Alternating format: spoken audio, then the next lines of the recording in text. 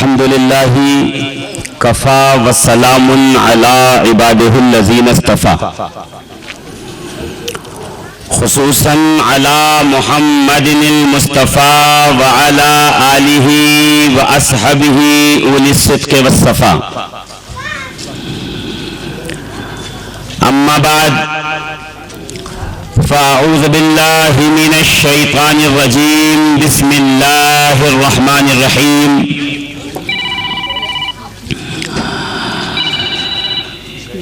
انما یرید اللہ لیذہب عنکم الرجس اہل البیت ویطہرکم تطہیرا.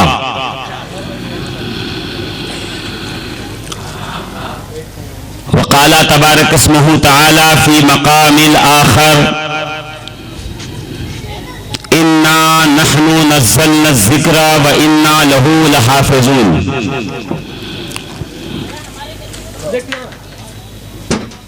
آمنت باللہ صدق اللہ العظیم وصدق رسولہ النبی الامین المکین المتین الکریم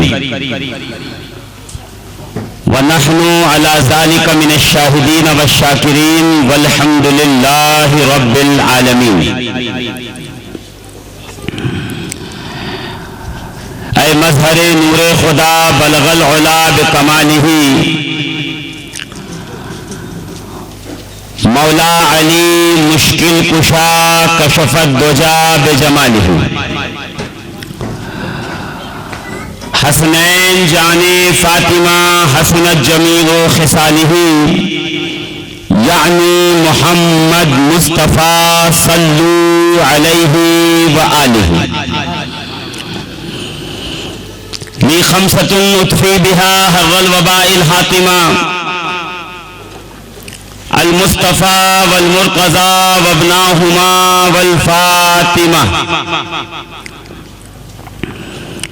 الہی بحق بنی فاطمہ کے برقول ایما کنم خاتمہ گر دعوتم رد کنی ورقبول منو دست دامان آل رسول. ویا قاہر العدو یا والی الولی یا قاہر العدو یا والی الولی یا زیغم المحمحمی یا ناصر النبی یا کاتب الکتائب یا قاتل الغبی یا مظہر العجائب یا مرتضی علی. عزیزان محترم سامعین ذوی الاحترام، آج کا یہ اجلاس دو الگ الگ عناوین سے معنون ہے. عظمت قرآن و اہل بیت اور اصلاح معاشرہ.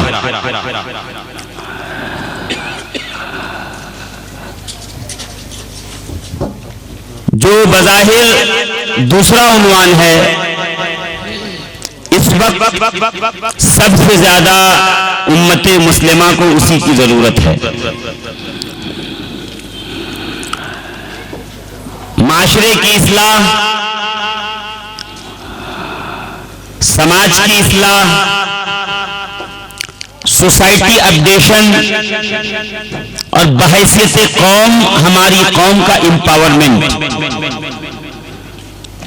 یہ وہ سلگتے ہوئے موضوعات ہیں جس پر ہر ذی علم کو، ہر صاحب سخن کو گفتگو کرنے کی ضرورت ہے. میں یہ نہیں کہہ رہا کہ قوم مسلم جاہل ہے اور بے پڑھی ہے، ان ایڈوکیٹڈ ہے. انفرادی طور پر امت مسلمہ میں بڑے بڑے پروفیشن پر، بڑی بڑی پوسٹ پر اور ہائی ایجوکیٹڈ لوگ موجود ہیں. ڈاکٹر، پروفیسر، انجینئر، جج، وکیل، اس سے سے انکار نہیں ہے، انفرادی طور پر تو لوگ بہت پڑھے لکھے مل جائیں گے، مگر اس وقت ضرورت ہے اجتماعی طور پر اس قوم کا ترقی کی راہوں پر گامزن ہونا۔ تو میں یہ چاہتا تھا کہ اصلاح معاشرہ پہ تھوڑی دیر آپ کے سامنے گفتگو کروں، مگر وہی ہے کہ مجھے یہ حکم دیا گیا ہے کہ قرآن اور اہل بیت پر گفتگو کیجیے۔ انشاءاللہ العزیز خطیب الہند حضرت علامہ و مولانا عبید اللہ خان اعظمی صاحب قبلہ ایکس ممبر آف پارلیمنٹ تھوڑی ہی دیر میں آپ کی نگاہوں کے سامنے حاضر آئیں گے، اور وہ اس وقت ایک مفکر کی حیثیت سے، نباز قوم و ملت کی حیثیت سے جو ضرورت ہے اس امت کو، انشاءاللہ العزیز ان موضوعات پر سیر حاصل گفتگو فرمائیں گے۔ اور آنن فانن مجھے آنے سے پہلے تو یہ خبر بھی نہیں تھی کہ یہ پروگرام 12 بجے تک ختم ہو جائے گا۔ میں انتظامیہ سے، مولانا زاہد صاحب سے بات چیت میری ہوتی رہی، اور میری جو 6 بجے یہاں سے جو فلائٹ تھی وہ جب کینسل ہوئی تو 4:30 بجے کا شیڈول بن رہا تھا۔ اگر مجھے پتا ہوتا 12 بجے ہی بند ہو جائے گا تو میں 4:30 بجے کھیل لیتا، وقت پہ پہنچ جاتا، مگر ابھی یہ معلوم ہوا ہے کہ 12 بجے تک ہمیں اس پروگرام کو اختتام تک پہنچانا ہے۔ خیر کوئی بات نہیں، سمجھدار قوم کے لیے ایک جملہ بھی کافی ہے۔ بیدار اگر ہے ملت تو ایک نعرہ کافی ہوتا ہے پوری ملت کی ڈوبتی کشتی کو پار لگانے کے لیے۔ اور اگر یاد نہیں ہے آپ کو تو میں آپ کو جنگ احد کا وہ نقشہ یاد دلاؤں، جب اچانک مشرکین مکہ کے حملے سے اسلامی فوج انتشار کا شکار ہوئی، کوئی دائیں کوئی بائیں گیا، ان حالات میں اللہ کے رسول علیہ الصلاۃ والتسلیم نے ایک نعرہ سنا کہ کوئی بڑی تیزی کے ساتھ بلند آواز میں یہ کہہ رہا ہے اور یہ پکار کر مسلمانوں کو چڑھا رہا ہے اور مسلمانوں کو مخاطب کر کے کہہ رہا ہے کہ لنا عزا ولا عزا لکم، کہ ہمارے پاس ہمارا معبود عزا ہے جو اس جنگ میں ہماری مدد کرے گا، اور یہ جو ہمارے سامنے آئے ہوئے ہیں رسول گرامی وقار کے چاہنے والے، ان سے محبت کرنے والے، رسول اللہ پر جان فدا کرنے والے، ان کا تو کوئی عزا ہی نہیں ہے، تو ان کی کون مدد کرے گا میدان جنگ؟ تاریخ ابن ہشام میں ہے کہ اللہ کے رسول نے پلٹ کر کہا کہ ہے کوئی جو اس کا جواب دے، ہے کوئی جو اس نعرے کے جواب میں وہ نعرہ لگائے کہ یہ جو بکھرا ہوا مجمع ہے، یہ جو بکھرے ہوئے لوگ ہیں، یہ جو بکھری ہوئی فوج ہے، وہ پھر سے متحد ہو کر کے یکجان ہو جائے۔ تو اس وقت رسول گرامی وقار علیہ الصلاۃ والتسلیم نے اپنے معاونین اور مشاورتاً مولائے کائنات علی مرتضیٰ کرم اللہ تعالی وجہہ الکریم کو چنا کہ اے علی تم جواب دو گے۔ اور علامہ تاریخ ابن ہشام میں یہ واضح طور پر نوٹ کے طور پر یہ بات لکھی ہوئی ہے کہ سیدنا علی کرم اللہ تعالی وجہہ الکریم مشرکین مکہ کے پاس پہنچ کر یہ کہتے ہیں بتاؤ تمہارا وہ کون سا نعرہ ہے؟ تو کہا لنا عزا ولا عزا لکم، کہ ہمارے لیے تو عزا ہے جو ہماری مدد کرنے آئے گا۔ اے رسول گرامی وقار محمد ابن عبداللہ کے چاہنے والوں، تمہارا کون عزا ہے جو تمہاری مدد کے لیے آئے گا؟ تو مولا کائنات نے پلٹ کر اس وقت ایک جملہ کہا تھا اور ایک نعرہ بلند کیا تھا۔ مولا کائنات نے کہا اس نعرے کے جواب میں کہ لنا عزا ولا عزا لکم، فرمایا اللہ مولانا ولا مولا لکم، یاد رکھو اللہ ہمارا مددگار ہے، تمہارا کوئی مددگار نہیں ہے۔ تاریخ کہتی ہے یہ نعرہ جب مسلمانوں کی کان پہ پڑا، یہ نعرہ جب مجاہدین اسلام کی کان پہ پڑا، یہ نعرہ جب لا الہ الا اللہ محمد الرسول اللہ کا ورد کرنے والوں کی کان پہ پڑا، کہ وہ پھر تازہ بدم ہو کر کے جب پلٹے ہیں تلواریں لے کر، تو تاریخ کہتی ہے کہ دور دور تک میدان احد میں کسی دشمن اسلام کا کوئی پتہ نہ چلتا تھا. کوئی تلوار چھوڑ کے بھاگتا تھا، کوئی نیزہ چھوڑ کے بھاگتا تھا، کوئی زرہ اتار کے بھاگتا تھا، کوئی گھوڑے سے کود کر کے بھاگتا تھا، کوئی اپنا سار و سامان چھوڑ کر بھاگتا تھا. ان سے پوچھا جاتا کہ ابھی تو تم اتنے نعرے بلند کر رہے تھے کہ تمہارے نعروں کی گونج سے ایسا لگتا تھا کہ تم فاتح بن کے یہاں سے لوٹو گے، اچانک تمہارے نعرے پسپا کیوں ہوئے؟ اچانک تمہاری آواز پست کیوں ہوئی؟ اچانک تم میدان چھوڑ کر کیوں؟ تو کہا کہ مسلمانوں کا یہ نعرہ کہ اللہ مولانا ولا مولا لکم جب ہمارے کانوں میں پڑا تو اس کی دہشت ایسی پھیلی ہے کہ ہمارے دل میدان جنگ سے اکھڑ گئے ہیں، ہمیں بھاگنے کے سوا کوئی چارہ نہیں ملا ہے. معلوم یہ ہوا اگر قوم اتحاد کی راہ پہ ہے تو اس کی فتح کے لیے ایک نعرہ بھی کافی ہوا کرتا ہے. تو عزیزان ملت اسلامیہ، میں تو اپنے موضوع پہ گفتگو کروں گا کہ قرآن اور نبی کا خاندان. مگر دیکھیے میں ایک بات آپ سے عرض کروں کہ جب کاربوریٹر میں کچرا پھنس جائے، گندگی پھنس جائے، تو پھر میکینک کاربوریٹر نکال کے پہلے گندگی نکالتا ہے، اس لیے کہ کاربوریٹر کے اندر جو قطرہ قطرہ آئل ٹپک رہا ہوتا ہے وہی انجن کو سپلائی ہوتا ہے. وہ کاربوریٹر کے اندر پھنسے ہوئے کچرے کی وجہ سے گاڑی سٹارٹ نہیں ہوتی، سٹارٹ ہوتی ہے تو فیول ملتا نہیں ہے، فیول ملتا نہیں ہے تو انجن بند ہو جاتا ہے. اور جلسوں میں آپ کی سبحان اللہ اسی کاربوریٹر کے اندر گرنے والے فیول کی طرح ہے. اس میں جو آپ کے چپ اور خاموشی کا کچرا پھنسا ہوا ہے، میں یہ چاہتا ہوں کہ اسے ایک نعرے تکبیر سے جلدی سے نکال کے باہر کیجئے تاکہ یہ تقریر جو ہے وہ آگے بڑھنا شروع ہو.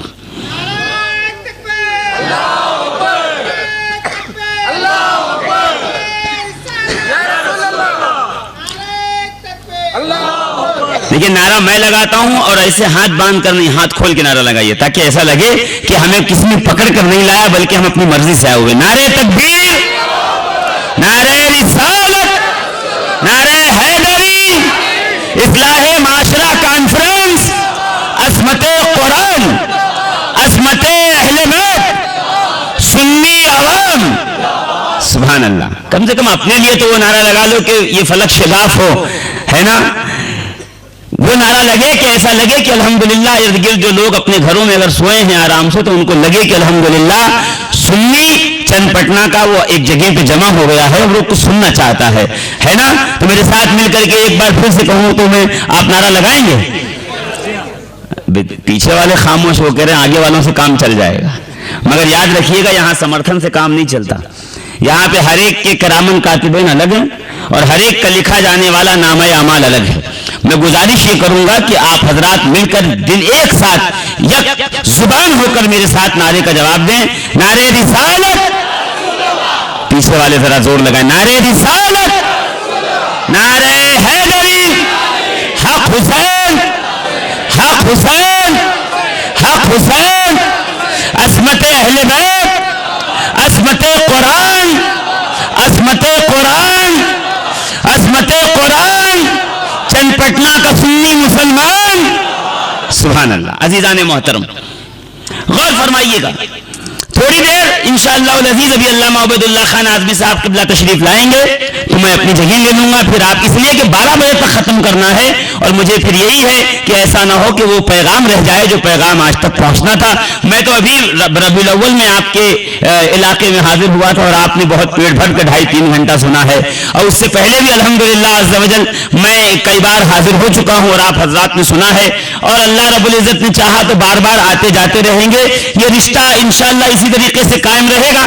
مگر میں یہ چاہتا ہوں کہ عزیزان محترم تھوڑی دیر جو گفتگو ہم نے کرنی ہے قرآن اور اہل بیت، قرآن اور اہل بیت. بظاہر میں تو دیکھا جائے کہ دونوں الگ الگ مضمون ہیں. یہ ہے قرآن اور یہ ہے اہل بیت. قرآن کے فضائل الگ، قرآن کی تاثیر الگ، قرآن کے کمالات الگ. اہل بیت الگ.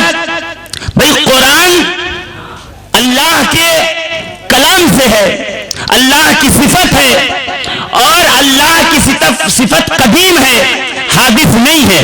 جب سے رب ہے تب سے اس کا کلام ہے نا. اور اہل بیت کون ہے؟ اہل بیت کس کو کہتے ہیں؟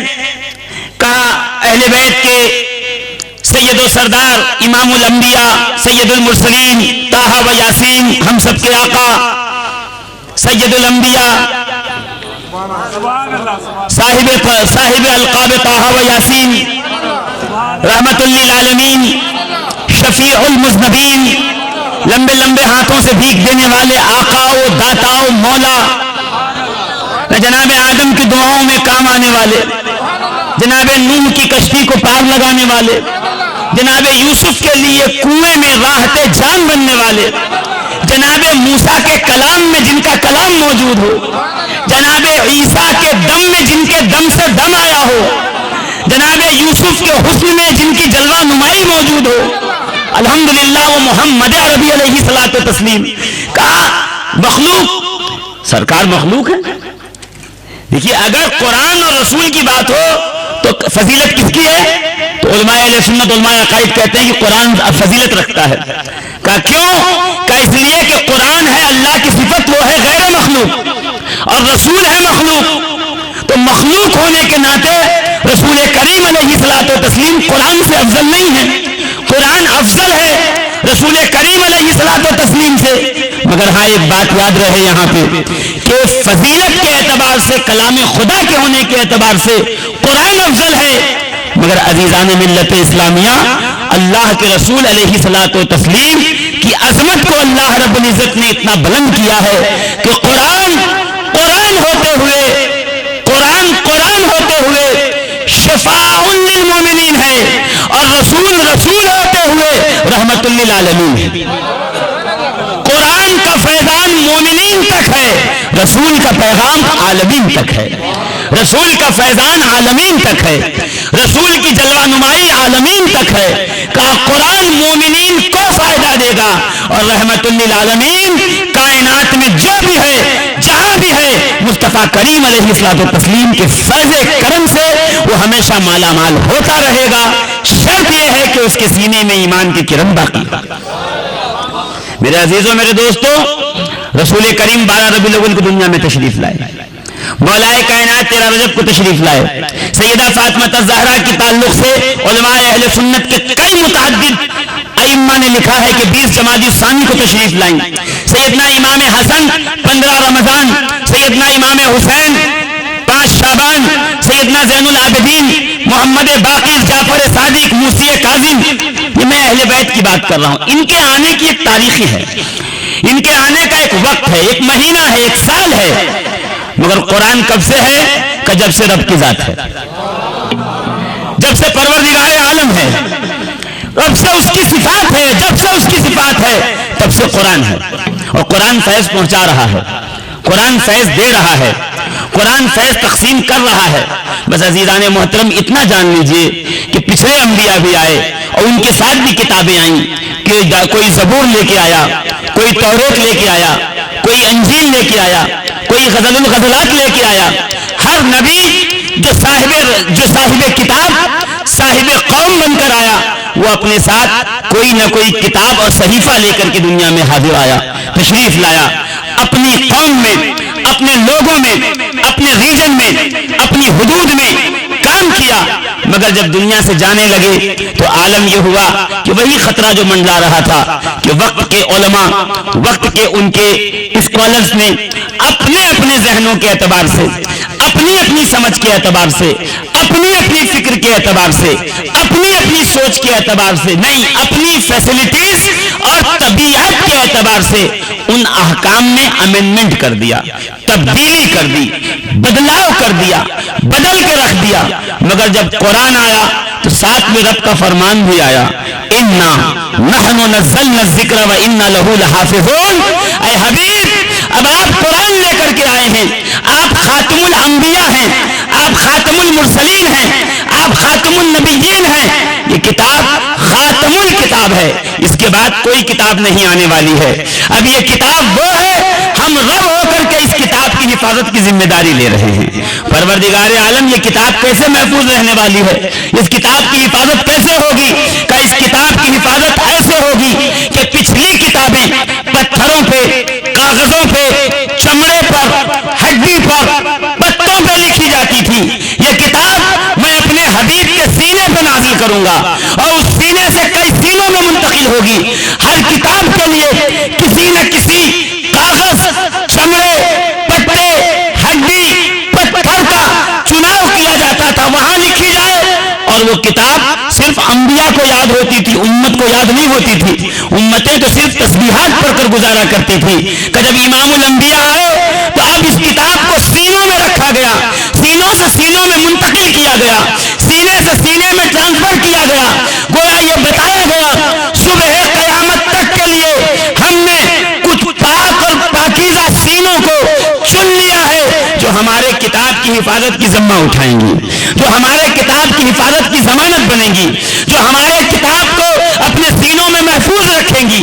अज़ीज़ाने मिल्लत इस्लामिया, इमामुल अंबिया से लेकर आज के दौर के एक हाफिज कुरान अगर आप शुमार करते चले जाइए तो उसी सफ में सबसे आखिर ही में सही मेरे मोहल्ले का हाफिज कुरान भी आता है कि उसका सीना भी वो सीना है जिसे वादहु ला शरीक ने अपनी किताब की हिफाजत के लिए चुन लिया है।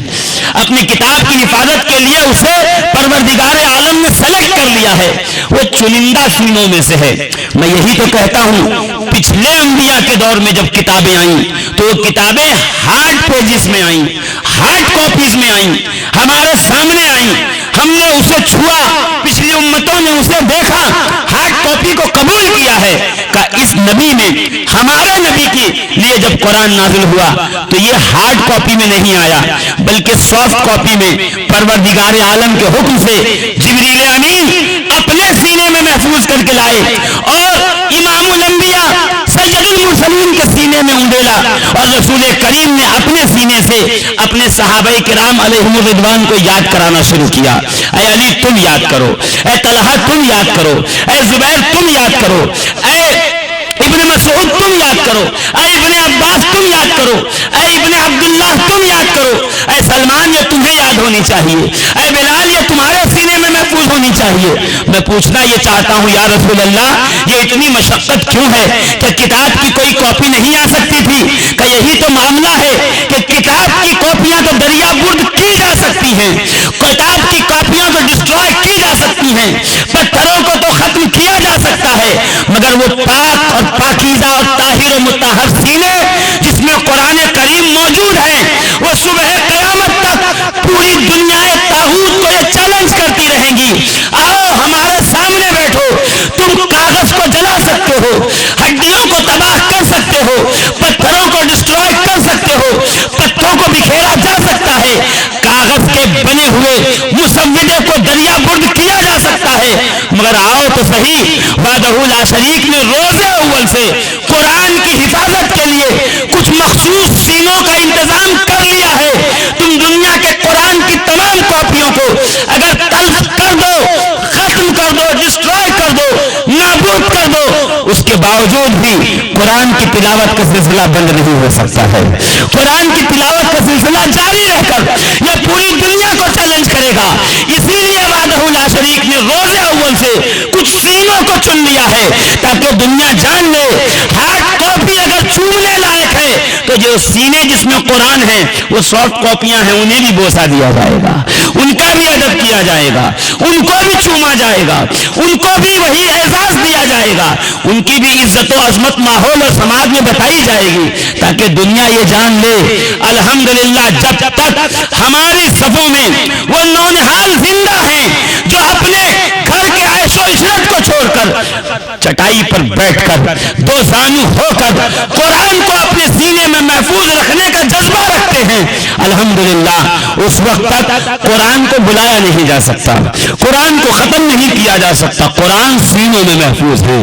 ہاں قرآن سینوں میں تو محفوظ ہے، مگر اب قرآن کو سمجھنے کی ذمہ داری ہے، قرآن کو سمجھانے کی ذمہ داری ہے، قرآن کو لوگوں تک پہنچانے کی ذمہ داری ہے۔ اس لیے کہ قرآن صرف ثواب کے لیے نہیں آیا ہے کہ دادا مر جائیں تو ثواب کروا دو، باپ مر جائے تو ثواب میں پڑھوا دو، ماں کا انتقال ہو جائے تو ایصال ثواب میں پڑھوا دو، کوئی دکان خرید لی تو تم برکت کے لیے کچھ لوگوں کو لے آؤ قرآن پڑھا کے بٹھا دو۔ نہیں نہیں، قرآن روز اول سے آیا ہے ہمیں امپاور کرنے کے لیے، ہمیں بلند کرنے کے لیے، ہمیں باعزت کرنے کے لیے، ہمیں باعظمت کرنے کے لیے، ہمارے سوئے ہوئے مقدر کو جگانے کے لیے، ہمارے غریبان کو پکڑ کے ہمیں جھنجھوڑنے کے لیے، ہمیں ایک قوم کرنے کے لیے، ہمیں ایک ملت کرنے کے لیے، ہمیں پستی سے نکال کر، اندھیرے سے نکال کر، جہالت کے کنویں سے نکال کر اوج ثریا پہ بلند کرنے کے لیے، ترقیوں کی راہ پہ گامزن کرنے کے لیے۔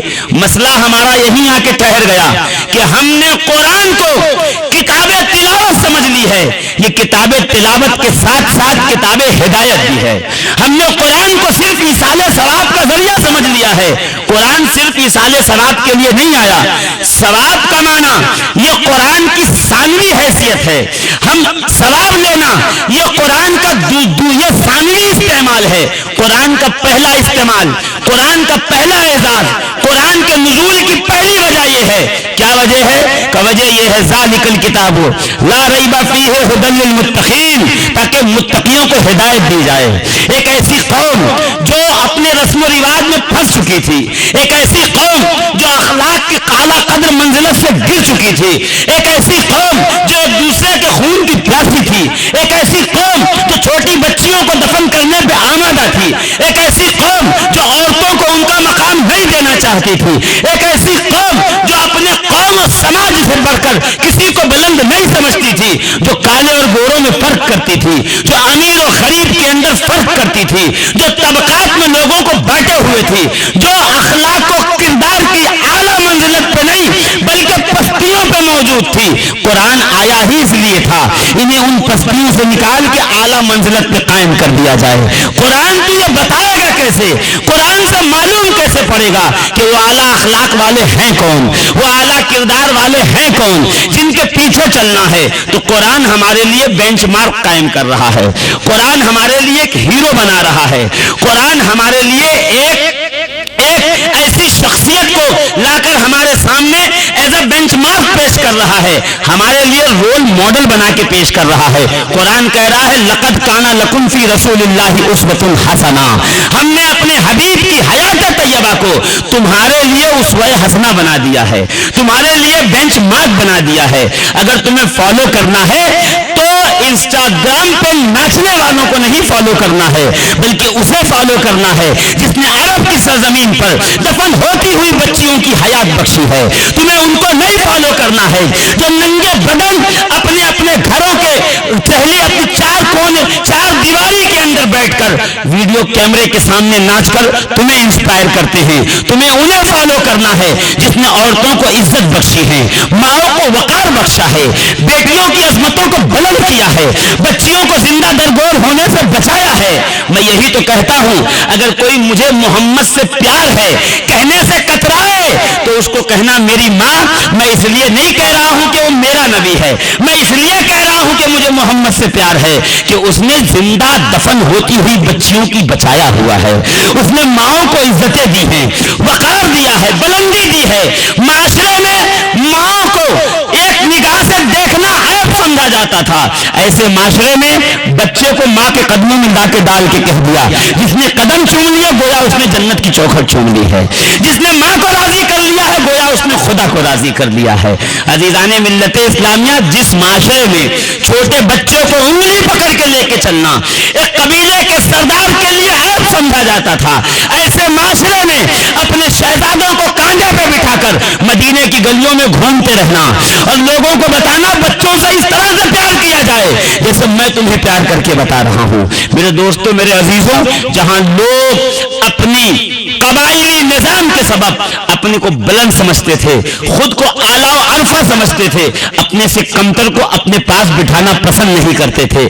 ایسے سماج و معاشرے میں اللہ کے رسول نے جب خدامین کی فہرست کو اسلام میں داخل کرنا شروع کیا ہے، جب ان لوگوں کو جو کہیں کسی جنگ میں قیدی بن کر آئے اور غلام بن کر بکے ہیں، کسی کی غلامی میں لگے ہوئے ہیں، اور ان کا آقا دن بھر چکی چلواتا ہے، رات بھر ان سے کام کرواتا ہے اور ان کو کھانے کو دانے نہیں دیتا ہے، اللہ کے نبی پہنچتے ہیں، بلال کیا بات ہے کہ یا رسول اے تم کون ہو؟ میں جانتا تو نہیں ہوں، مگر ہاں ایک بات میں کہہ دوں کہ میرا مالک بہت ظالم ہے، مجھ سے دن بھر کام لیتا ہے اور رات کو کہتا ہے چکی پیسو اور اتنا آٹا تیار کرو، میں کیا ہی کر سکتا ہوں، اور بخار میں بلال تپ رہے ہیں۔ اللہ کے نبی نے کہا ایک کام کرو بلال، تم سو جاؤ، آج میں تمہاری جگہ پہ چکی چلاؤں گا۔ وہ بھی سوچنے لگے یہ چاند سے چہرے والا کون ہے، یہ مقدس آنکھوں والا کون ہے، یہ بھینی سہانی خوشبو کے لہجے میں گفتگو کرنے والا کون ہے، مجھے تو لوگ پوچھتے نہیں، میرے قریب سے گزرتے نہیں، میرے جسم کے پسینے کے بدبو سے لوگ میرے قریب آتے نہیں، یہ کون ہے جو رات کے اندھیرے میں مجھ سے چکی لے کے کہہ رہا ہے کہ بلال تم سو جاؤ، میں تمہاری جگہ چکی پیسوں گا۔ بلال نے کہا چلو آرام مل جائے، بعد میں پوچھ لیں گے کون ہے۔ جا کے بلال سو گئے۔ صبح ہوئی، آٹا پسا ہوا رکھا ہوا ہے، جو پسا ہوا رکھا ہے، اور سرکار اپنے گھر کو آ گئے۔ دوسری رات آئی، پھر مالک نے کام دیا، بلال پھر بیٹھے ہیں، پھر سرکار دو عالم صلی اللہ تعالی علیہ وسلم تشریف لائے، پھر دیکھا کہ بلال وہی اشعار پڑھے جا رہے ہیں، چکی چلائے جا رہے ہیں۔ کہا بلال طبیعت ٹھیک ہے؟ کہا آپ کل سے تو ٹھیک ہے۔ کہا ایک کام کرو آج پھر آرام کر لو، آج میں پھر چکی چلا دیتا ہوں۔ بلال پھر سو گئے۔ تیسری رات پھر آئی، پھر آئے اور آ کے کہا بلال آج اور سو جاؤ تاکہ جسم میں قوت لوٹ آئے، بخار کے اندر تم مبتلا تھے، تمہیں آرام کی سخت ضرورت ہے۔ آج جب جانے لگے کہا میں جا تو رہا ہوں، صبح ہونے سے پہلے تم چلے جاتے ہو، تم سے بات نہیں ہو پاتی، میں تمہیں جانتا نہیں ہوں، مگر سن لو ایک بات میں تمہیں نصیحت کے طور پہ کہہ رہا ہوں۔ اس علاقے میں ایک شخص ہے، نام اس کا محمد ہے، عبداللہ کا بیٹا ہے، لوگوں کو ہمارے دین سے ہٹاتا ہے، ہمیں ہمارے خداؤں سے دور کرتا ہے، ایک خدا کی عبادت کے لیے کہتا ہے۔ اس کے لہجے میں جادو ہے، اس کی بات میں جادو ہے، اس کے لب میں مٹھاس ہے، کبھی اس کے قریب نہ جانا، کہیں ایسا نہ ہو اپنے اجداد کا دین چھوڑ بیٹھو۔ کہ یہ سن رسول کریم کرامی وقار کے لبوں پہ مسکراہٹ آئی کہ بلال تم گھبراؤ مت، تم جا کے سو جاؤ، میں یہاں تمہاری جگہ پہ چکی پیس رہا ہوں۔ کہ جب مسکراہٹ دیکھی نا تو بلال نے کہا بتاؤ تمہارا نام کیا ہے؟ تو اللہ کے رسول نے کہا میں ہی وہ محمد ابن عبداللہ ہوں، میں ہوں جس نے لوگوں کو 360 خداؤں سے دور رہنے کو کہا ہے، میں ہی ہوں جس نے ایک خدا کی عبادت پہ آمادہ کیا ہے۔ اب کہتے ہیں بلال رسول اللہ کے قدموں میں آ کے گر گئے اور کہتے ہیں وہ کلمہ پڑھائیے نا جس کلمے کی وجہ سے آپ کو بدنام کیا جا رہا ہے، مجھے وہ کلمہ پڑھا کے اسلام کے دامن میں داخل کر لیجئے۔ میں پوچھنا چاہتا ہوں رسول اللہ کی کس ادا نے بلال کو آمادہ کیا ہے کلمہ پڑھنے پر؟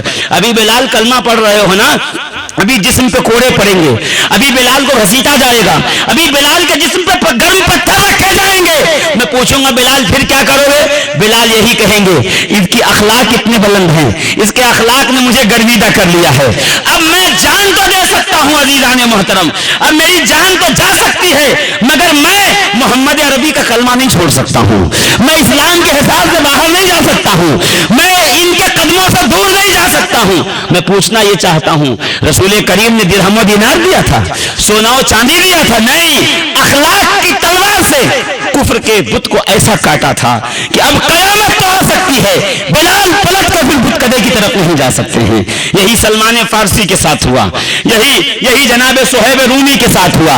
عزیزان محترم اگر میں آپ کو گنانا شروع کروں، یہ اخلاق ہی تو کردار تو تھی جو میدان کرب و بلا میں جب چاچے ہوئے امام حسین کو جناب حر ملے تھے تو حر نے یہی تو کہا تھا میں 1000 فوج کے ساتھ ہوں، العطش العطش، ہے پیاس ہے پیاس، ہمارے پیاس ہلاک کیے جاتی ہے۔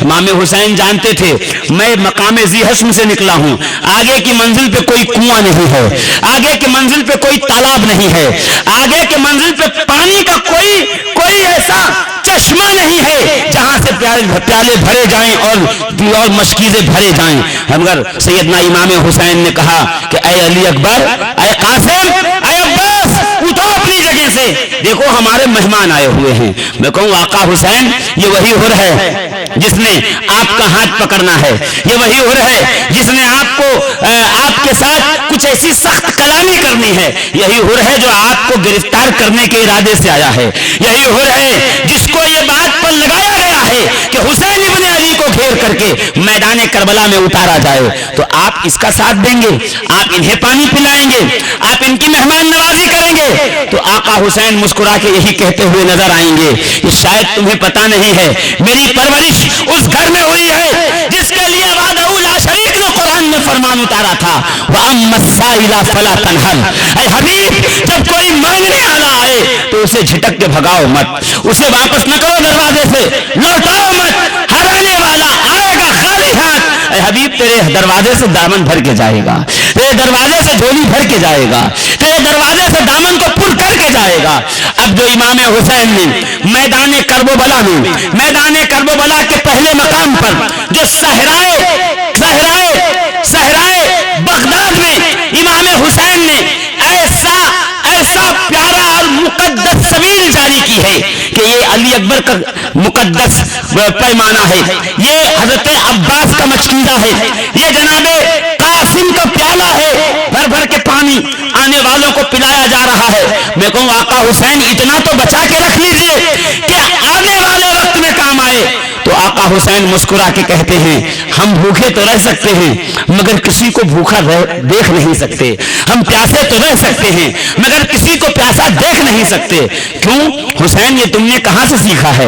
आका हुसैन मुस्कुरा के अब रिवायत कर रहे हैं। इस रिवायत को सैयदना ज़ैनुल आबिदीन ने रिवायत किया कि हम छोटे थे, एक दिन के भूखे थे, हमारी वालिदा परेशान थी, इतने में हमारे बाबा अली ये मुर्तजा हैदर कररार गालिब कुल गालिब अली इब्न अबी तालिब वालिद मकान हुए। मेरी वालिदा ने कहा, ऐ अली, ऐ मेरे शौहरे नामदार, ऐ मेरे सरताज, शहजादे कल से भूखे हैं, भूख सताती है, बिस्तर से उठने की सकत नहीं है, कुछ इनके लिए रोटी का इंतजाम करो। सख्त धूप में मेरे बाबा निकले, यहूदी के यहाँ मेहनत की, उसकी बोरी उठाई और इतने पैसे कमाए कि 2 रोटियां बाजार से लेकर मेरे बाबा वापस आने लगे। रास्ते में सहाबी रसूल सैयदना अबू दरदा से मुलाकात हो गई। अबू दरदा ने पलट कर पूछा, ऐ अली, इस सख्त धूप में दोपहर में कि अरब के लोग घरों से बाहर नहीं निकलते, आप बाहर क्या करने तशरीफ लाए हैं?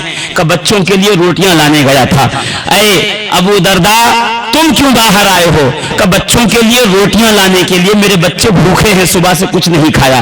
कि जब इतना सुना ना, सैयदना अली ने अपनी इबा के कोने से 2 रोटियां निकाल के अबू दरदा के सामने की। अबू दरदा, रोटियां ले जाकर बच्चों को खिलाओ ताकि उनकी भूख का मदावा हो।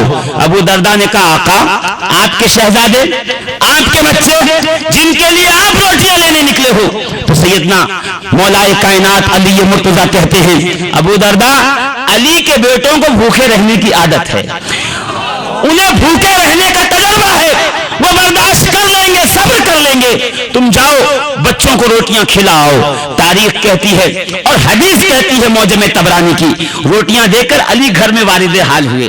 सैयदा फातिमा ज़हरा बिन्ते रसूलुल्लाह सल्लल्लाहु ताला अलैहि वसल्लम तशरीफ फरमा है। एक पुरुम्मीद निगाहों से देखकर कहा, सरताज आ गए, रोटियां ले आए, बच्चों के खाने का इंतजाम कर दिया। पलट कर कहा, फातिमा, मैं रोटियां ला तो रहा था मगर रास्ते में मुझे एक शख्स मिल गया जो जरूरतमंद था, उसके बच्चे भूखे थे, मैंने रोटियां उसे दे दी हैं। ये कहकर अली ने सर झुकाया और एक जुमला कहा, ऐ ज़हरा, ऐ बिन्ते रसूल, ऐ रसूलुल्लाह के जिगर का टुकड़ा, ऐ नूर ऐन मुस्तफा, नाराज न होना, मैं फिर जाऊंगा और रोटी कमा कर लाऊंगा और अपने बच्चों को खिलाऊंगा शाम के वक्त, नाराज ना होना, अभी थोड़ा सब्र करना। कि जब जुमले निकले ना तो सैयदा फातिमा ज़हरा ने पलट कर कहा, या अली, मैं नाराज नहीं हूं। नाराज ज़हरा उस वक्त होती कि कोई जरूरतमंद मिल जाता और तुम उसे भूखा छोड़ के रोटी बच्चों के लिए लेकर के आते। अल्लाह। अब और सैयदना हुसैन कहते हैं, मैंने अपने वालिदैन के तरबियत का ये मिजाज देखा है, हमारे दरवाजे से कोई खाली नहीं लौटा, हमारे घर से कोई खाली नहीं लौटा, हमारे घर से कोई खाली नहीं गया। यानी अगर कुरान तुम्हें सोसाइटी रसूल और अहले बैत रसूल सोसाइटी बनाई कैसी जाती है, पड़ोसी धर्म निभाया कैसे जाता है, पड़ोस वालों के हुकूक का ख्याल कैसे किया जाता है, ये तुम्हें कुरान ये तुम्हें अहले बैत बताते नजर आएंगे। क्यों? कुरान ये है थियरी, अहले बैत है इसके प्रैक्टिकल।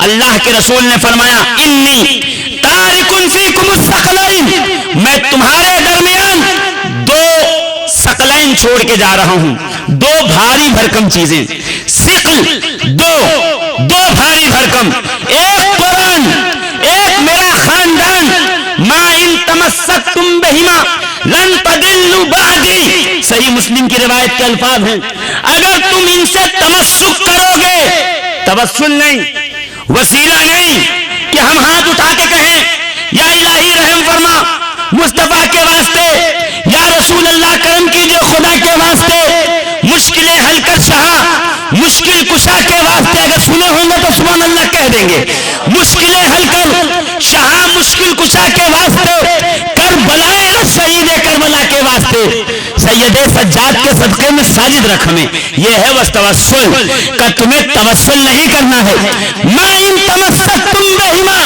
इनके दामने करम से लिपट जाना है, इन्होंने जैसी जिंदगी गुजारी है तुम्हें वैसी जिंदगी गुजारना है, कुर्बानियों वाली जिंदगी, मेहमान नवाजी वाली जिंदगी, पड़ोसियों को नवाजने वाली जिंदगी, हुस्न सुलूक वाली जिंदगी, आला किरदार वाली जिंदगी, आला अखलाक वाली जिंदगी का जब तुम इस जिंदगी को अपना लोगे तो फिर आलम यह होगा, जिस राह से गुजर जाओगे लोग तुम्हारे दुश्मन तो हो सकते हैं मगर तुम्हारे अखलाक के खिलाफ लबकुशाई नहीं कर सकते।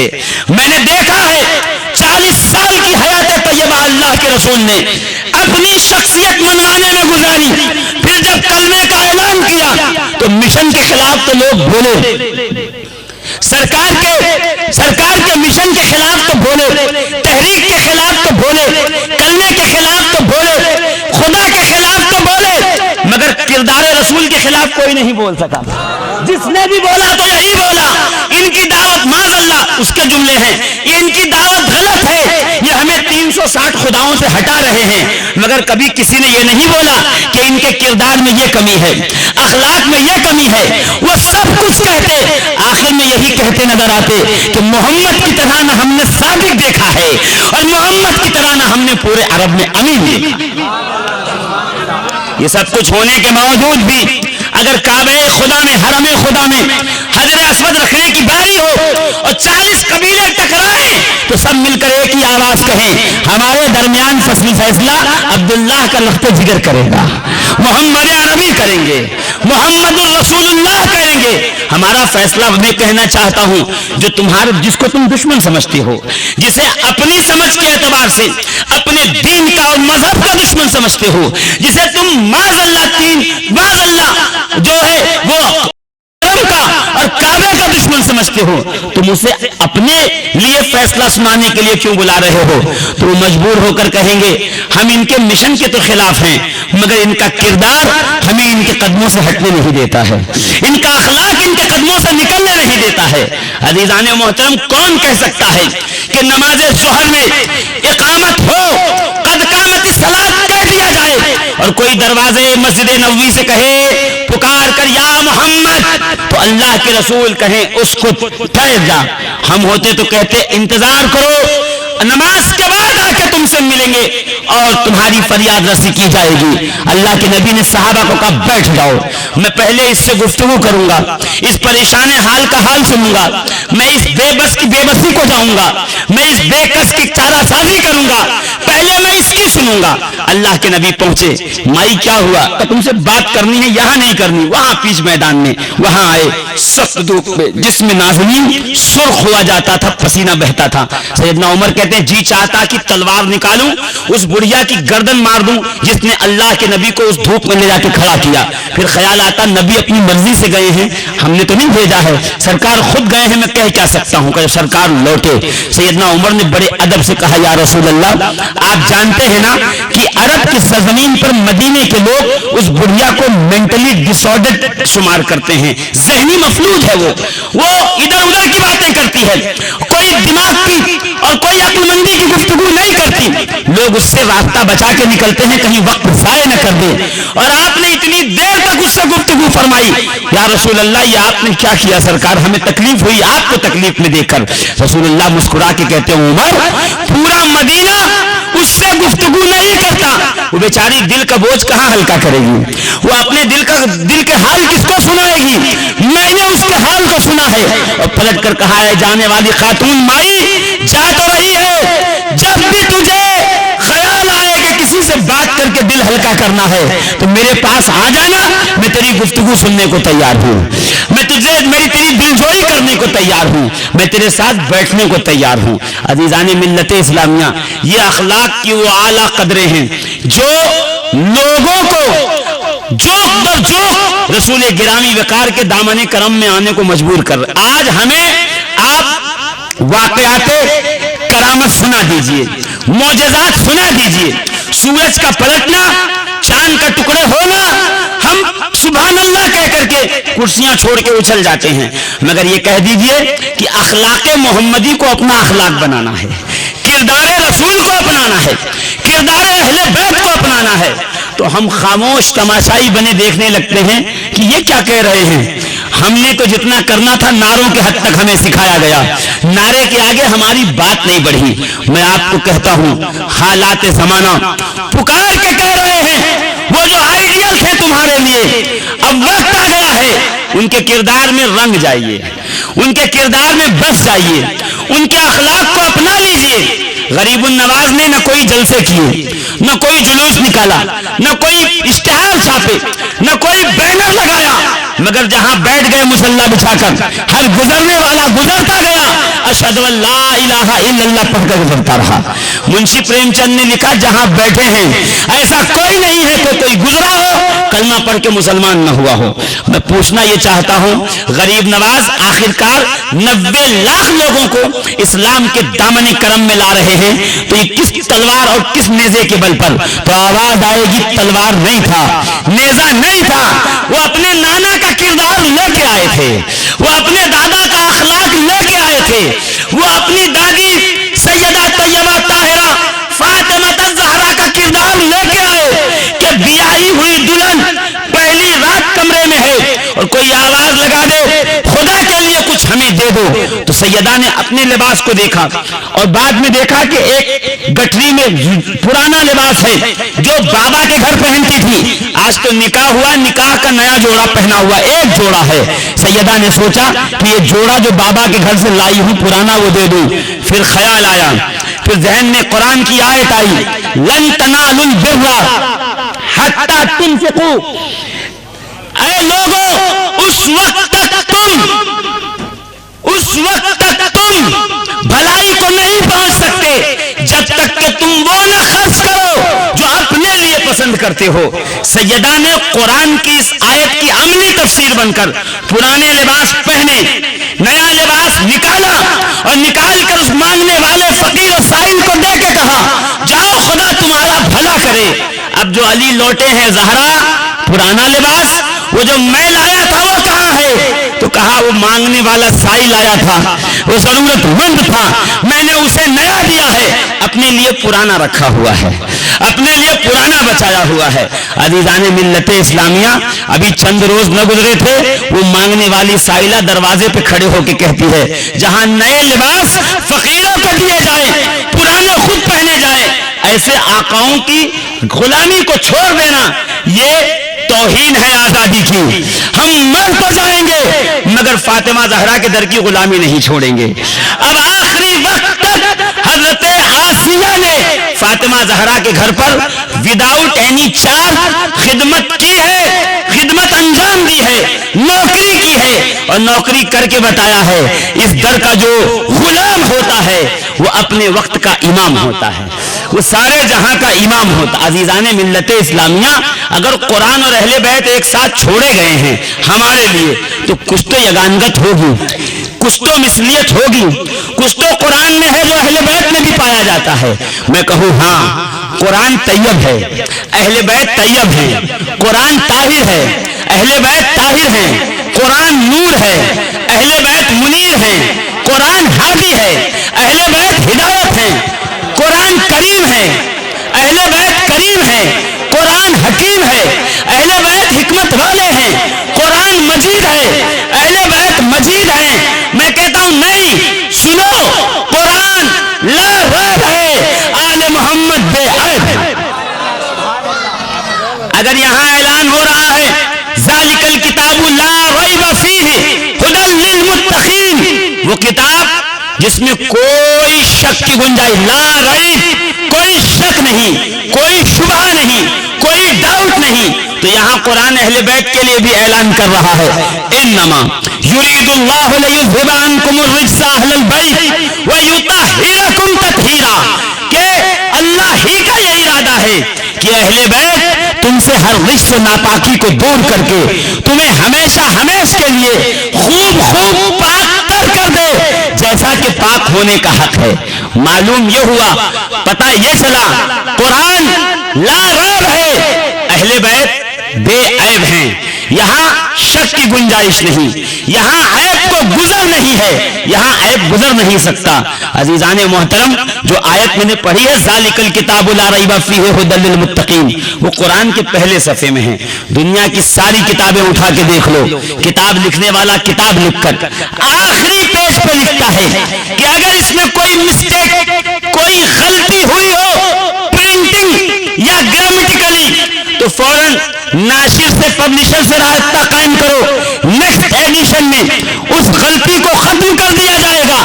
مگر قرآن وہ واحد کتاب ہے کہ شروع میں ہی اللہ نے فرما دیا لا ریب فیہ، یہ وہ کتاب ہے جس میں ڈاؤٹ نہیں ہے، جس میں نقطہ نہیں ہے.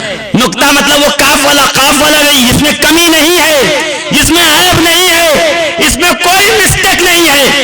اب اگر کوئی بے عقل بیٹھ کر ٹی وی چینل پر قرآن میں کمی نکالنے بیٹھ جائے تو یہ اس کے ذہن کا تو فطور ہو سکتا ہے، اللہ کے کلام میں کوئی کمی نہیں ہو سکتی ہے، اللہ کے کلام میں کوئی کمزوری نہیں ہو سکتی ہے.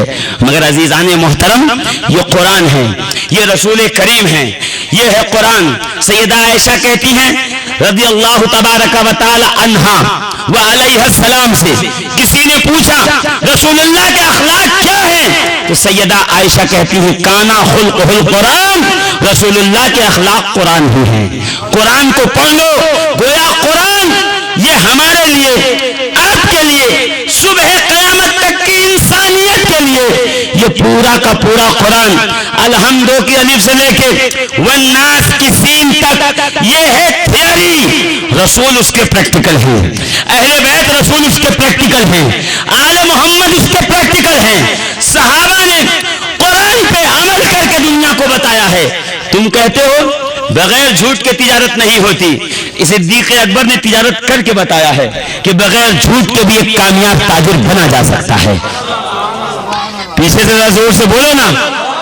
ہم یہ کہتے ہیں مولانا مال نہ بچائیں تو فیوچر، مستقبل اندھیرے میں جاتا ہے. فیوچر میں ہم کیا کریں گے جب مال نہ ہوگا؟ مگر عثمان غنی، صدیق اکبر، عبد الرحمن ابن عوف، امام حسن اپنا سارا کا سارا مال ایک ہی رات میں راہ خدا میں لٹا کے پوری دنیا کو یہ بتا دیتے ہیں کہ مستقبل کی فکر کرنا تمہارا کام نہیں ہے، مستقبل وعدہ لا شریک طے کرے گا. ہمارا کام یہ ہے کہ ہم اپنا مال راہ خدا میں اس کی رضا کے لیے سارا کا سارا دے دیں. عزیزان ملت اسلامیہ، قرآن اگر تھیوری بتا رہا ہے تو اہل بیت رسول اس پر پریکٹیکلی عمل کر کے دنیا کو بتا رہے ہیں کہ قرآن یہ ہے. کسی زمانے میں کوئی قوم اس قرآن کی عظمت پر، اس کی تعلیمات پر، اس کی حقانیت پر، اس کی سچائی پر ایک نقطہ بھی نہیں رکھ سکتا، ایک کمی بھی نہیں نکال سکتا. کیوں؟ اس لیے یہ مخلوق کا نہیں، خالق کا قرآن ہے. یہ خالق کا کلام ہے، یہ بنانے والے کا کلام ہے، یہ اس کا کلام ہے جس نے مخلوق بنایا ہے. اور بنانے والا جانتا ہے کہ اس نے جس کو بنایا ہے کیسا بنایا ہے، اس نے جس کو بنایا ہے اس کی آخر ریکوائرمنٹ کیا ہے، اس کی ضروریات کیا ہے. عزیزان ملت اسلامیہ، اس لیے میں کہتا ہوں قرآن اور اہل بیت، صرف قرآن کے پیچھے بھاگو گے اور اہل بیت کو چھوڑ دو گے. اچھا، اہل بیت جب بھی کہوں تو پہلا نام رسول اللہ کا ہے. فرمایا نحن اہل بیت، ہم اہل بیت، یعنی کون؟ رسول، علی، فاطمہ، حسن، زور سے بولو نا، حسن، حسین، زور سے، بیدم یہی تو 5 ہیں مقصود کائنات، خیر النساء حسین و حسن مصطفیٰ علی۔ عزیزان ملت اسلامیہ، یہ ہے قرآن، یہ ہے اہل بیت۔ قرآن پڑھتے جائیے، آل محمد کی سیرت کو دیکھتے جائیے، وہ آپ کو تھیوری بتاتے جائیں گے۔ اہل بیت رسول آپ کو قرآن پہ عمل کر کے بتائیں گے کہ قرآن پہ عمل کرنا کوئی مشکل نہیں ہے، شرط یہ ہے تمہارا عقیدہ مضبوط ہو، تم یقین کی اعلیٰ منزلوں پہ فائز ہو جاؤ، پھر دیکھو قرآن پہ عمل کرنا کتنا آسان ہے۔ قرآن پہ عمل کرنا، کھڑے ہو جائیں استقبال کے لیے۔ نعرہ تکبیر، بابا سے بلند نعرہ لگائیں، نعرہ تکبیر، نعرہ رسالت، نعرہ رسالت، نعرہ حیدری، نعرہ حیدری۔ علامہ عبید اللہ خان صاحب قبلہ اعظمی، خطیب الہند، خطیب الہند، علامہ عبید اللہ خان صاحب قبلہ اعظمی، نعرہ تکبیر، نعرہ رسالت۔ علماء اہل سنت، علماء اہل سنت،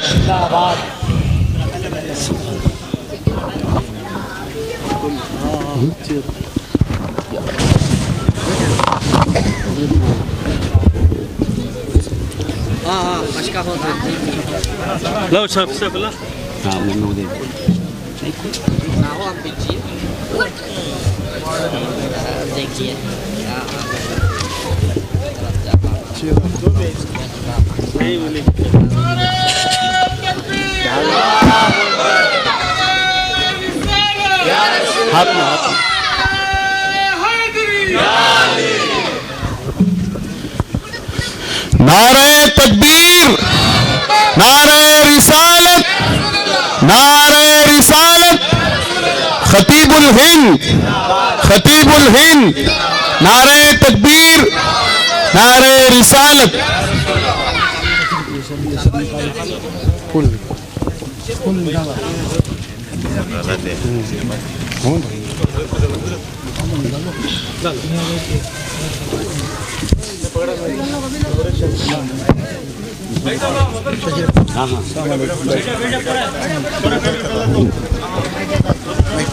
آپ تمامی حضرات تشریف رکھیں اور اب سارے لوگ جڑ جائیں، بیچ میں راستہ نہ چھوڑیں، پورے چیئر ایک ساتھ کر لیں آپ لوگ۔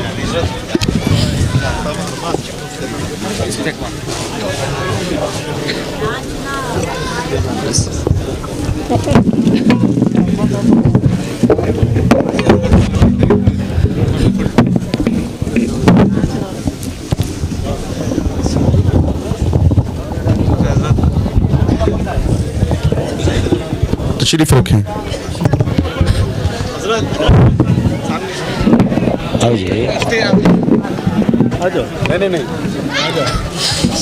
بس بس ہو گیا، رکھو رکھو۔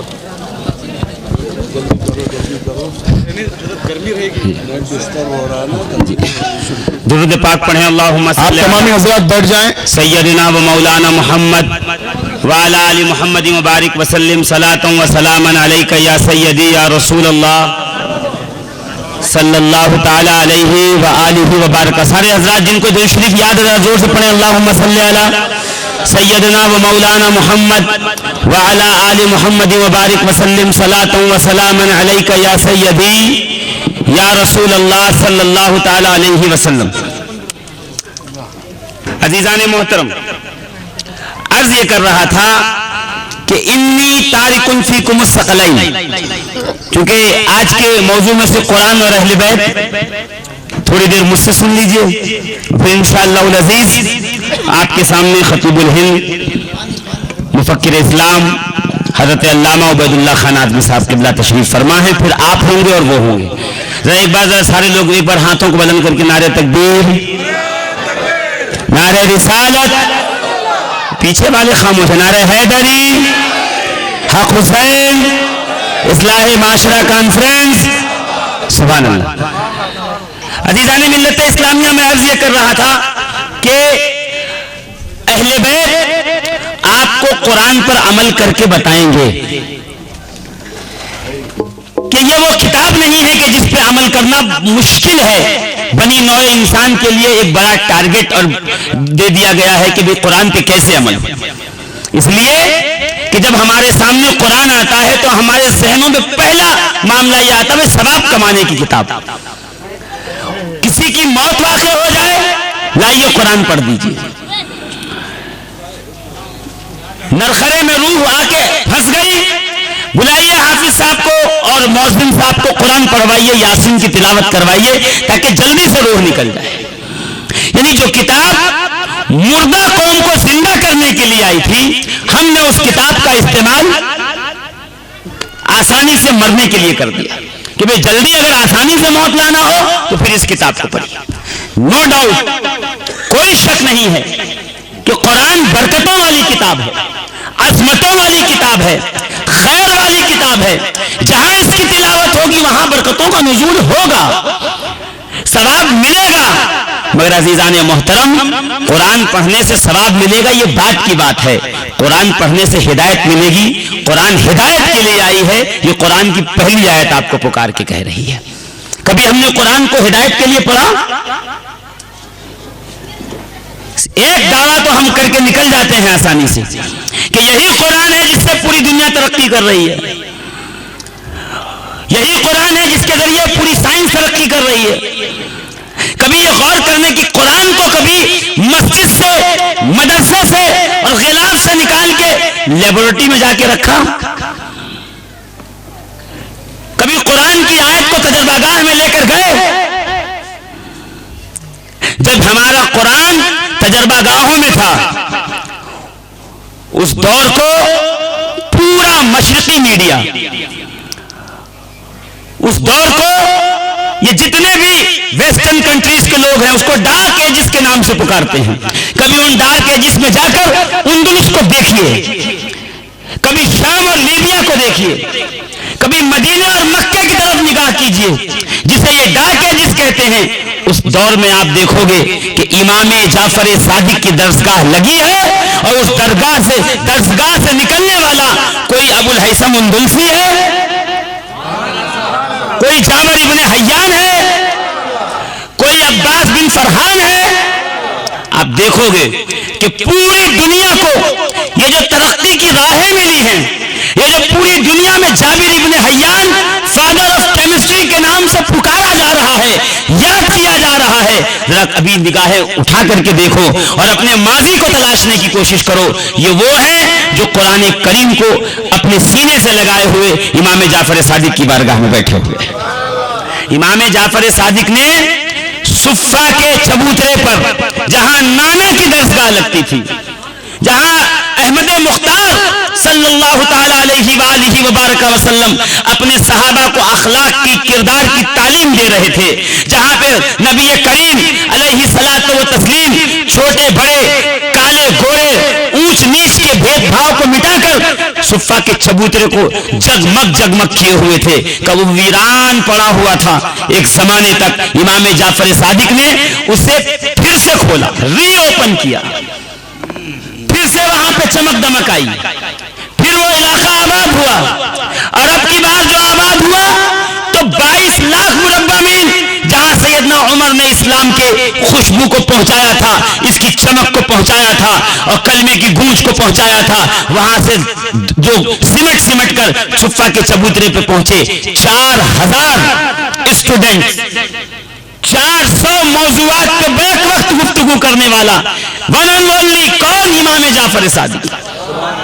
اور میں اسی چوک پہ غالباً بیان کیا تھا کہ ہم امام جعفر صادق کو 22 رجب کو یاد کر لیتے ہیں کہ آج کھیر پوری بنائیے اور چھپ چھپا کے کنڈے کھائیے اور ہاتھ دھو کر کے خاموشی سے گھر سے باہر نکل آئیے. مگر کبھی یہاں سے نکل کر اگر تم اغیار کی لائبریریوں میں جاؤ گے، ان کے ریسرچ پیپرز پڑھو گے، اگر ان کے مقالہ جات پڑھو گے، اگر تم یہودیوں کو پڑھو گے تو وہاں امام جعفر صادق کو دا سپر برین آف اسلام کے لقب سے یاد کیا جاتا ہے.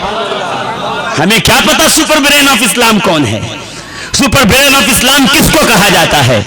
हाँ, सुपर ब्रेन ऑफ इस्लाम इमाम जाफर सादिक को कहा। ये उनका लक़ब है कि इस्लाम की तारीख में जो दिमाग इमाम जाफर सादिक ने पाया, वो दिमाग फिर किसी और को नहीं मिला। क्यों मिले? शवाहिदुन नबूवत में इमाम अल्लामा जामी कहते हैं, जब माँ के बतन में थे तो रसूल गिरामी विकार ने मोहम्मद बाकिर ख्वाब में आके कहा, शहजादे तुम्हारे घर में जो बेटा पैदा होगा उसका नाम जाफर रखना। कहा नाना क्यों? मैं तो इसका नाम अपने बाबा के नाम पे अली रखने वाला था। कहा इसलिए कि जाफर जन्नत की उस मरकजी नहर को कहते हैं जिससे पूरी जन्नत को सैराब किया जाता है। तुम्हारा ये बेटा इल्म फन का ऐसा ताजदार होगा कि पूरी दुनिया में जहां भी इल्म के प्यासे होंगे वो जाफर सादिक से सैराब होते नजर आए। सुभान अल्लाह। आज लाइब्रेरियों में, हमारी लाइब्रेरी में क्या मिलेगा? किस्से कहानियों की किताबें और बंगाल का जादू और तिलिस्माती जादू और तावीज़ात की किताब के अलावा कुछ नहीं। हम उसी में अटक के और फंस के रह गए। जरा मुस्तशरिकीन की लाइब्रेरियों में जाके देखिए। लाइब्रेरी ऑफ कांग्रेस में पूरा सेक्शन है जिसपे यहूदियों ने मकाले लिखे हैं, रिसर्च पेपर लिखे हैं 2 शख्सियात पर। एक इमाम जाफर सादिक के उलूम व फनून पर, दूसरा हैदर कर्रार मौलाए कायनात अलीयुल मुर्तजा कर्रमल्लाहु ताला वजहुल करीम की ताकत पर, हिम्मत पर, शुजाअत पर, जोरे बाजू। वो तो प्ले बोर्ड दिखा के कहते हैं कि Khyber was your last chance, कि मुसलमानों खैबर तुम्हारा आखिरी चांस था, अब दूसरा खैबर नहीं होगा कि तुम्हें मौका मिल सके। और हम भी हाथ पे हाथ धरे बैठे हुए हैं।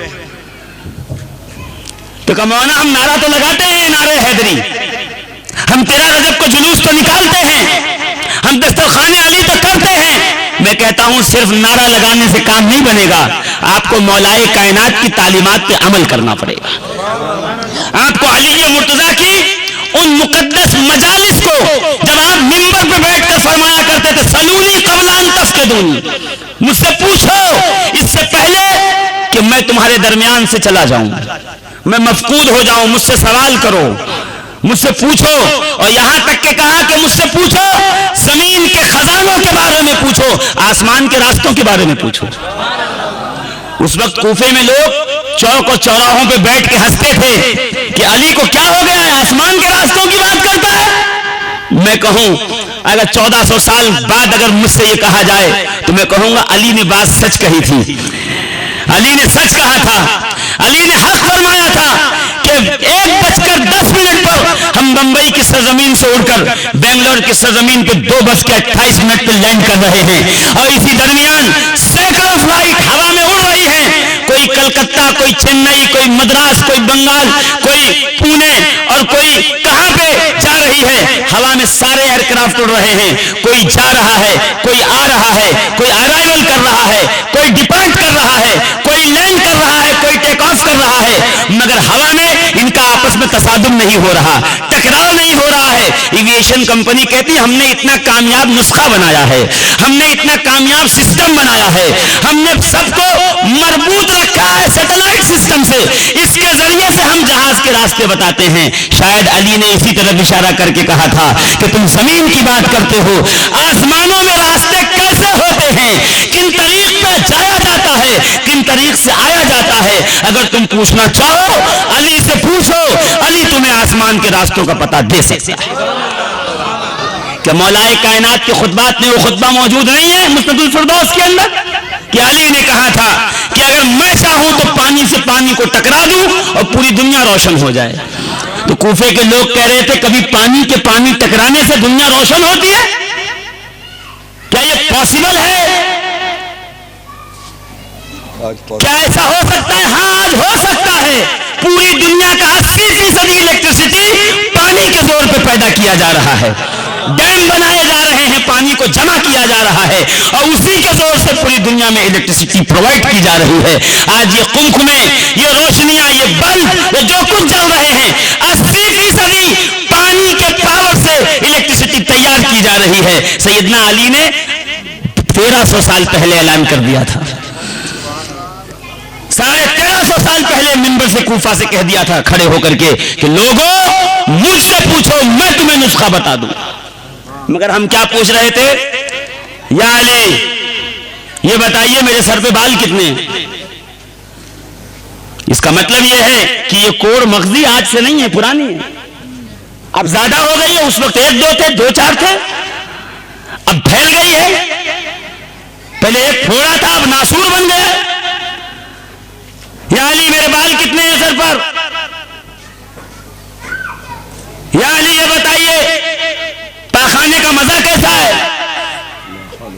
یہ سوال ہو رہے ہیں. کہاں ہو رہے ہیں؟ انا مدینۃ العلم وعلی بابھا. میں نے دیکھا ہے پارچون کی دکان والے کا شٹر الگ ہوتا ہے، اور جو گولڈ کی دکانیں ہوتی ہیں، سونے کی زیورات جہاں ہوتے ہیں، اس کے تالے، اس کے شٹر الگ ہوتے ہیں. کپڑے رکھنے کی کباڑ اور الماریاں الگ ہوتی ہیں. جہاں ڈائمنڈ اور کاغذات اور گولڈ کے اینٹیں رکھی جاتی ہیں، جہاں پیسے رکھا جاتا ہے کیش اور نقد، وہاں کے سیف الگ ہوتے ہیں. میں کہوں اتنا مضبوط کیوں؟ کا مضبوطی بتاتی ہے گیٹ کی، دروازے کی، لاک سسٹم بتاتا ہے اندر کتنی قیمتی شے ہے. اب سمجھے رسول اللہ نے یہ کیوں کہا انا مدینۃ العلم وعلی بابھا، میں علم کا شہر ہوں، علی دروازہ ہے، تاکہ علی جب کوفے میں بیٹھ کر کہیں سلونی، لوگ سوال کرتے جائیں، علی جواب دیتے جائیں، دنیا کو اندازہ ہو جائے جب دروازہ اتنا مضبوط لگایا گیا ہے تو اندر شہر کے علم کا عالم کیا ہوگا، مصطفیٰ جان رحمت کے علم کا عالم کیا ہوگا. آج تو ہم اتنے تنزلی کا شکار ہو گئے ہیں کہ علی کا نام جلسے میں لے لو تو لوگ کنکھیوں سے دیکھنا شروع کرتے ہیں. کچھ لوگ اعلان کرتے ہیں کہ جہاں علی کا نام صرف ہو اور اگر سیدنا ابو بکر صدیق کا نام نہ لیا جائے وہ جلسہ لاشعوری طور پہ شیعت کی طرف چلا جاتا ہے. یہ ہمارے فتوے ہیں. علی علی علی کہنے سے انسان گمراہ ہو جاتا ہے. یہ ہمارے فتوے ہیں، یہ ہماری صفوں سے باتیں آ رہی ہیں. ہمارے لوگ کہہ رہے ہیں کہ کربلا میں امام حسین کا وضو نہیں تھا، ان کا سجدہ آخری سجدہ انہوں نے نقل کیے ہوئے تھے، انہوں نے ایک ایسی تصویر بنا لی تھی، بس حیت بنا لی تھی، سجدہ نہیں تھا. کوئی سیدہ زہرا کی خطا تلاش کر رہا ہے، کمی ہے یا نہیں ہے؟ میں پوچھنا چاہتا ہوں جس کے دامن پہ رسول چھوڑ کے، جس کے دامن سے رسول لگا کر گئے تھے، جس کھوٹے پہ سرکار باندھ کے گئے تھے، سرکار صلی اللہ تعالی علیہ وسلم نے کیا فرمایا تھا؟ ان تمسکتم بہما لن تضلوا بعدی. اگر تم تمسک کرو گے، توسل نہیں کہ ہاتھ اٹھا لیا کہ پروردگار ان کے وسیلے سے، تمسک ان کے دامن سے چمٹ جاؤ گے. صحرائے کربلا ہو، حسین کا دامن نہ چھوٹنے پائے، پیاس کی شدت ہو، دامن حسین نہ چھوٹنے پائے، اولاد قربان ہو رہی ہو، دامن حسین نہ چھوٹنے پائے، لاشا جوان کا گر رہا ہو، دامن حسین نہ چھوٹ. یہ ہے تمسک. توسل پہ سبھی کو یاد آتے ہیں، ہاتھ اٹھائی دعا کے لیے، بس نہیں، توسل نہیں، تمسک. یہاں قرآن سے تمسک، یہاں اہل بیت سے تمسک. تو قرآن سے تمسک کرو گے کیا ملے گا؟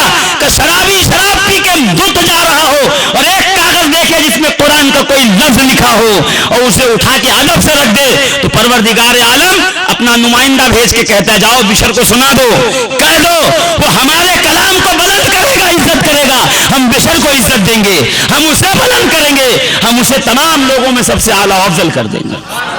آپ نے دیکھا نہیں بشر ہاتھی کو ولایت کیسے ملی ہے؟ ایک کاغذ کا ٹکڑا جس پہ نام خدا لکھا نہیں، جس پہ قرآن کی آیت لکھی ہوئی ہے، وہ دیکھا ہے بشر نے اور جو تعظیم سے بلند کیا ہے. کہ پھر قرآن نے بشر کو اتنا بلند کیا کہ صف اولیاء میں پہلی صف میں نظر آتے ہیں. میں کہ یہاں دیکھ لیا، واپس پلٹ گیا، بغداد کے میدان میں دیکھ، جنید بغدادی کشتی لڑ رہے ہیں ایک پتلے دبلے سید زادے آل رسول سے، اور جب ہار گئے سینے پہ سید زادہ بیٹھ گیا. کہ وہاں قرآن نے بشر ہاتھی کو بلند کیا، یا رسول اللہ کی آل نے جنید بغدادی کو بلند کیا ہے. یہاں تلاوت قرآن کا ادب عمر کریں تو فاروق اعظم ہو جائیں، وہاں سلمان فارسی رسول اللہ کے شہزادوں کا ادب کریں تو سلمان منا اہل البیت ہو جائیں. قرآن بھی اعزاز دیتا ہے، اہل بیت بھی اعزاز دیتے ہیں. کہ قرآن بھی بلند کرتا ہے، اہل بیت بھی بلند کرتے ہیں. قرآن بھی تمہاری شخصیت میں 4 چاند لگاتا ہے، اہل بیت بھی 4 چاند لگاتے ہیں. نہ قرآن کا دامن چھوڑیے نہ اہل بیت کا دامن چھوڑیے، دونوں کا دامن مضبوطی سے پکڑیے. سرکار نہیں گھر سے تشریف لائے باہر. آخری بات، مسجد نبوی میں نگاہ ڈالی، سیدنا عبد الرحمن ابن عوف بیٹھے ہوئے.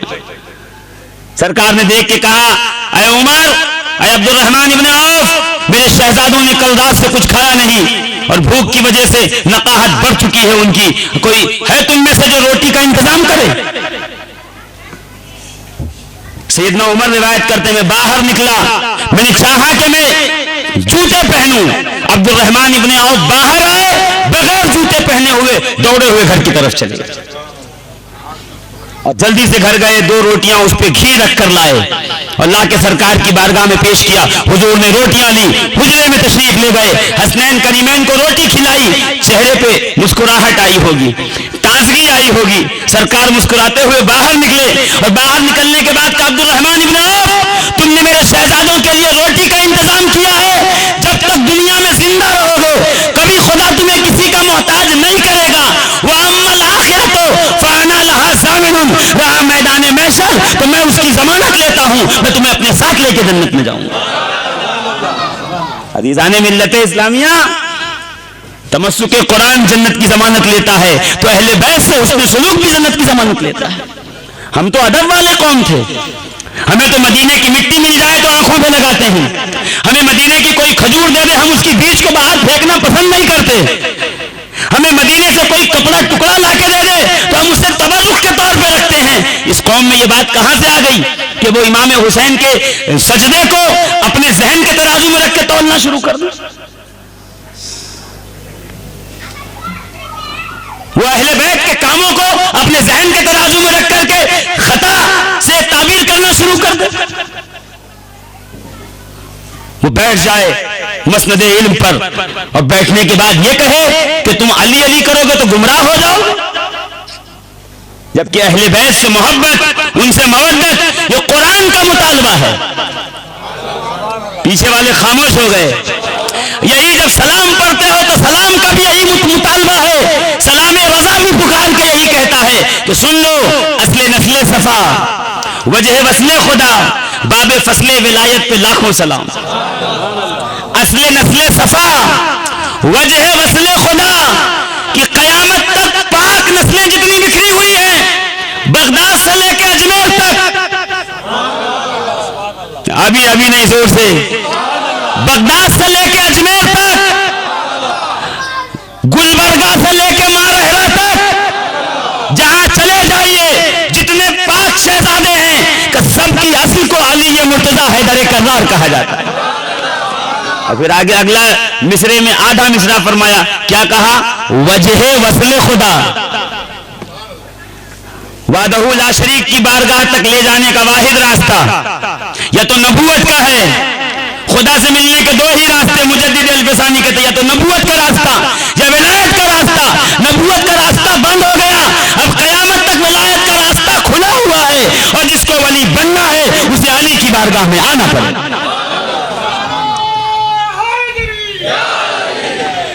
کیا فرمایا مجدد الفسانی نے؟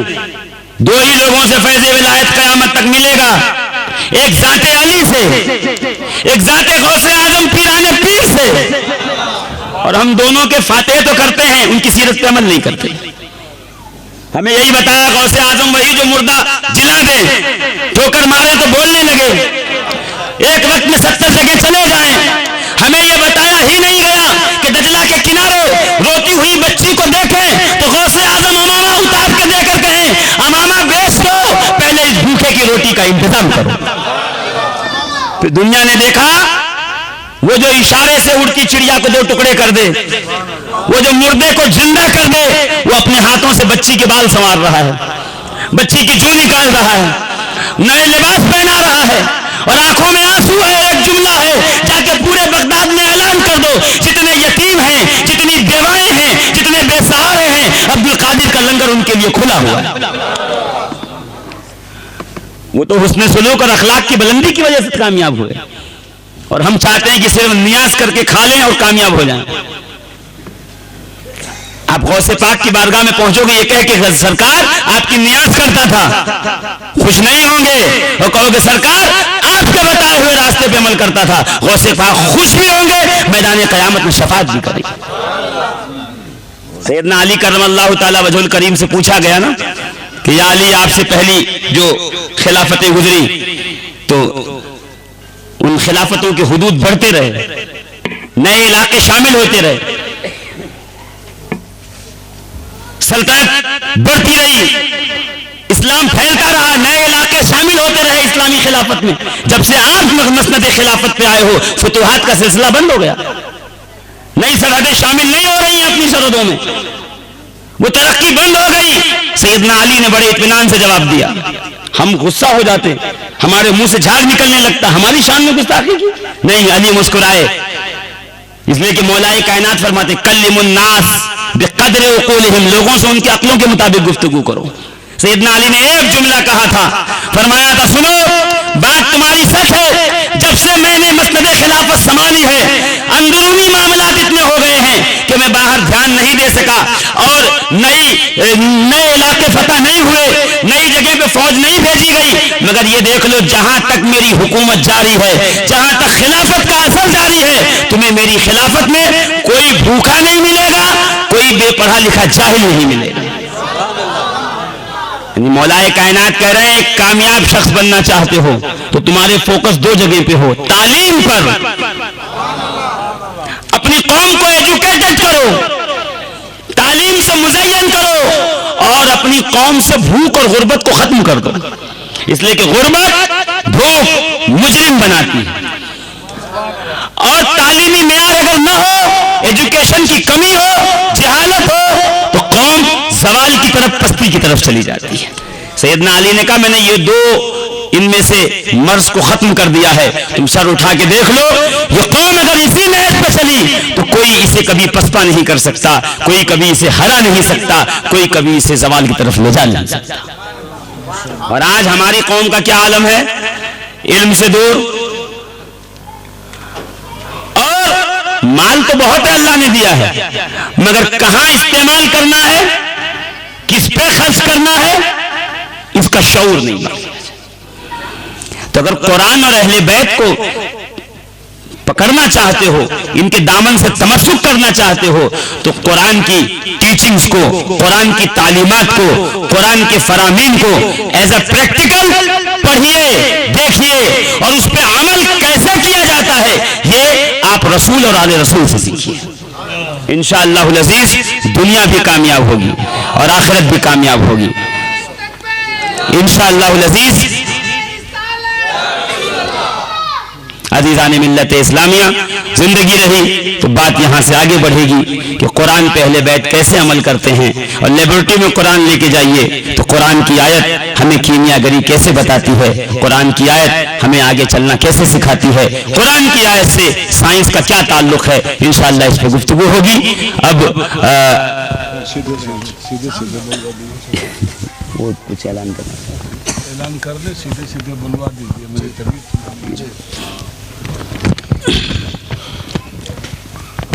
اعلان کیجیے.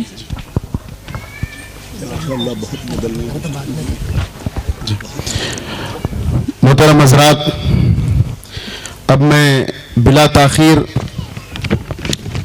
مفکر اسلام خطیب الہند حضرت علامہ و مولانا الحاج عبید اللہ خان صاحب قبلہ اعظمی, نیشنل وائس پریزیڈنٹ آل انڈیا مسلم پرسنل لا بورڈ, سابق رکن پارلیمنٹ راجیہ سبھا نئی دلی سے ان کی خدمت میں عریضہ پیش کرتا ہوں کہ حضرت مائک پہ تشریف لائیں اور ہم تمام سامعین کے قلوب کو منور و مجلہ فرمائیں.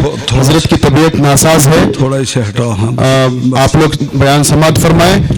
نعرہ تکبیر اور نعرہ رسالت سے بیداری کا ثبوت دیں. نعرہ تکبیر, باواز سے بلند نعرہ تکبیر, نعرہ رسالت, نعرہ رسالت, نعرہ حیدری, نعرہ حیدری, عشق محبت, عشق محبت, نعرہ تکبیر، نعرہ رسالت، حضور خطیب الہند، نعرہ تکبیر۔ السلام علیکم ورحمۃ اللہ وبرکاتہ۔ معزز سامعین، خطبہ مسنونہ پڑھنے سے پہلے میں ایک بات عرض کر دوں تاکہ آپ اس مجبوری کی روشنی میں مجھے سن سکیں۔ 14 گھنٹے کا آپریشن تھا، الحمدللہ مرض تو ختم ہو گیا مگر مریض بنا کے چھوڑ گیا ہے۔ آپ حضرات کی خواہش اور عالم معقول و منقول حضرت مولانا مفتی محمد شفیق صاحب حیدری مدد اللہ العالی کا احترام اس مجبوری میں مجھے آپ تک لے آیا ہے۔